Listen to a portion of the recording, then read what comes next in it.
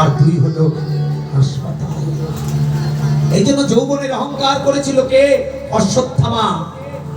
দ্রোণাচার্যের ছেলে অশ্বত্থামা বলেছিল আমি ইচ্ছা মৃত্যু বর পেয়েছি, আমি সাধনা করে মরবো না। কৃষ্ণ বললেন তাই বলে তুমি যাকে তাকে ব্রহ্মাস্ত্র মারবে? অভিমন্যুর স্ত্রী উত্তরার গর্ভে যখন ব্রহ্মাস্ত্র মারলেন তখন তাকে অভিশাপ করলেন। ভগবান কৃষ্ণ বললেন, প্রশ্ন করলেন, কেন এমন ধৃষ্টতা করছো তুমি, যাকে তাকে ব্রহ্মাস্ত্র মারছো? বললেন আমি ইচ্ছা মৃত্যু বর পেয়েছি, আমি মরবো না, যাকে খুশি তাকে মারবো। বললেন তুমি যেমন ইচ্ছা মৃত্যু বর পেয়েছো, মরবা না, আমি দিয়েছি, কিন্তু আমি তোমার দেহকে পচিয়ে দেব, গলিয়ে দেব, সেদিন তুমি মৃত্যু চাইলেও তোমার মৃত্যু হবে না। হরি বল, হরি বল। অশ্বত্থামার জীবনী পড়ে দেখবেন মায়েরা, বাবাজিরা, অশ্বত্থামার জীবনী পড়বে। শরীরগুলো গলে গলে যাচ্ছিল, পচে পচে যাচ্ছিল। অশ্বত্থামার জীবনী পড়ে দেখা যায় শরীর গলে গলে যাচ্ছিল, পচে পচে যাচ্ছিল, পোকা লেগে গেছে। অশ্বত্থামা চিৎকার করে বলছে, প্রভু আমাকে ক্ষমা করো, আমি আর পারছি না, আমার মৃত্যু দাও। আমার নিজের জীবনে চোখে দেখা অনেক মানুষকে নিজের পায়খানা খেতে দেখেছি। স্কুল শিক্ষক ছিল, আমি দেখতে গিয়েছি নিজের পায়খানা নিজের মুখে তুলে দিচ্ছি, জ্ঞানটুকু নেই। এ মানুষ তোমার কিছু নেই, তুমি কি নিয়ে অহংকার করছো? কি আছে তোমার? তুমি কিচ্ছু নিয়ে যেতে পারবে না। না তুমি একটা জিনিস নিয়ে যেতে পারবে কি? তুমি যতটুকু ভগবানের কর্ম করেছো। এই পৃথিবীতে ভগবানের কর্ম কখনো ধ্বংস হয় না। তোমার খাতা দেখবে তুমি কত বড় অফিসার ছিলে, কত শক্তিশালী ছিলে, কত বড় জাতি ছিলে, দেখবে না। ভগবান একটা জিনিস দেখবে, তুমি কতটা কৃষ্ণ নামে কেঁদেছো, কতটা বৈষ্ণবের সেবা করেছো। এছাড়া তোমার জীবন খাতায় কিচ্ছু জমা হবে না, কিচ্ছু নিয়ে যেতে পারবে না, কিচ্ছু নিয়ে আসনি তুমি। আজ মহাপ্রভু এমন একজন ভক্তের কথা মনে করে বৃন্দাবনে, গোলক বৃন্দাবনে একজন সখী ছিল বিরজা। সেই বিরজা গোবিন্দের চরণ সেবা করতে করতে রাধারানী অভিশাপ করেছিল তো নদী কূলে জন্ম হবে। বিরজা বললেন, প্রভু আমি রাধার অভিশাপ প্রাপ্ত হলাম, আমি নাকি নদী কূলে জন্ম হব, তাহলে আমি কি তোমার চরণ আর পাবো না? কৃষ্ণ বলেছিলেন, আমার চরণে তুই নয়নের জল দিয়েছিস, বিফলে যাবে না। রাধার অভিশাপে তুই নদী হবি, তোর নাম হবে পৃথিবীতে যমুনা নদী।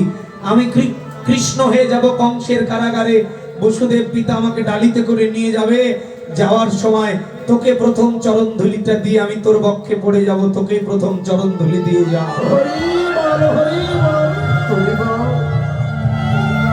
এই জন্য ভগবান কৃষ্ণের জন্মের পর প্রথম চরণ ধুলি পেয়েছিল যমুনা। বিরজা বললেন, প্রভু আমি কি আর তোমার চরণ ধুলি পাবো না? বললেন, পাবি রে, আর একদিন পাবি। কবে?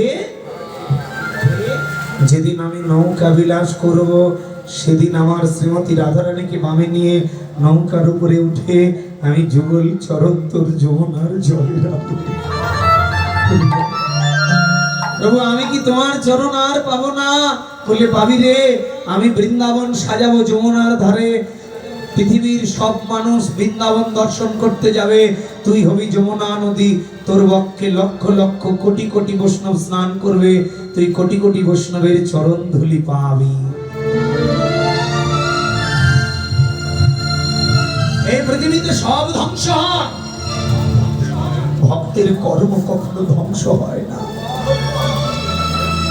ভাগবত একজন ডাকাতের কথা বলেছেন।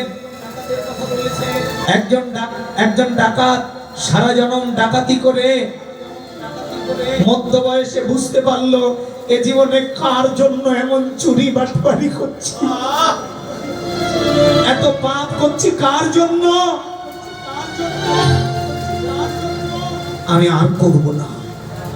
ওই ডাকাতটা এক সাধুর কৃপায় মন্দিরে চলে গেল, যত টাকা ছিল সব টাকা দিয়ে একটা মন্দির বানিয়ে মরে গেল।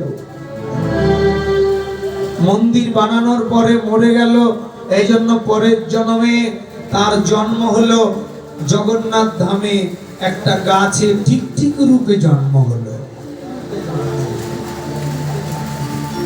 10 জনম টিকটিকি রূপে জন্মিবে, তারপরে মানুষ হবে। কেন? অর্ধেক জীবন ডাকাতি করেছে, অর্ধেক জীবন ভগবানের চরণ সেবা করেছে। এই জন্য 10 জনম তাকে টিকটিকি কুলে জন্মিতে হবে, কিন্তু জন্মটা ভালো জায়গায় পেল। কেন?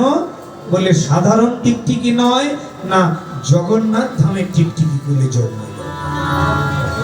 জেনে রাখবেন বাবা, সাধারণ পশু, সাধারণ কুকুর, আর এই এলাকার কুকুর, আর বৃন্দাবন আর জগন্নাথ নবদ্বীপের কুকুর বিড়াল পশু পাখি, এদের থেকে ওদের জন্ম অনেক উন্নত।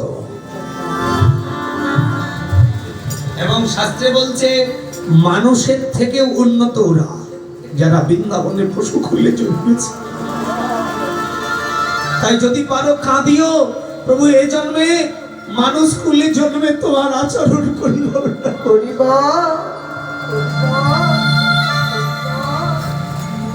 পরের জন্মে যদি কোনো জন্ম দাও, যদি পশুকুল পাবো, মানুষকুল আর পাবো না, তবু যেন বৃন্দাবনের পশুকুলে জন্ম দিও। তোমার কত বৈষ্ণব বৃন্দাবনে যাবে, কৃষ্ণ নাম গাইবে, আমি তা শুনতে পাবো। ওই টিকটিকিটা গাছে বসে আছে, আর 2 জন বৈষ্ণব দিয়ে ভগবান উদ্ধার করলেন। এই যে বাবা, ভগবানের কর্ম যে বিফলে যেন তার প্রমাণ দিচ্ছে ভাগ্যতে। ওই টিকটিকিটাকে ভগবান উদ্ধার করছে কি করে জানেন? 2 জন বৈষ্ণব জগন্নাথ ধাম থেকে প্রসাদ নিয়ে আসছে, আর ওই গাছের নিচে, যে গাছের নিচে ডাকাতটা টিকটিকি হয়ে জন্মে আছে, ওই গাছের নিচে বসে বসে প্রসাদ খাচ্ছে।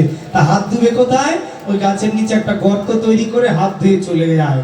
আর প্রত্যেকদিন ওই ভক্তের এঁঠো প্রসাদের জলটা ওই টিকটিকি নেমে নেমে খায়। এই যে বৈষ্ণবের এঁঠো প্রসাদের জল এত পরিমাণে খেলো, তার 10 জন্ম টিকটিকি হয়ে জন্মানোর কথা ছিল, কিন্তু 9 জন্ম ক্ষমা করে বৈষ্ণবের এঁঠো প্রসাদের কারণে পরের জন্মে মানুষ কুলে তাকে জন্ম দিয়ে উদ্ধার করল।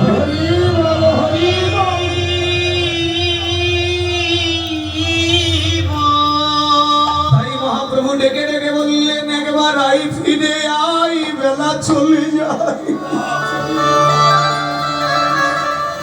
কবে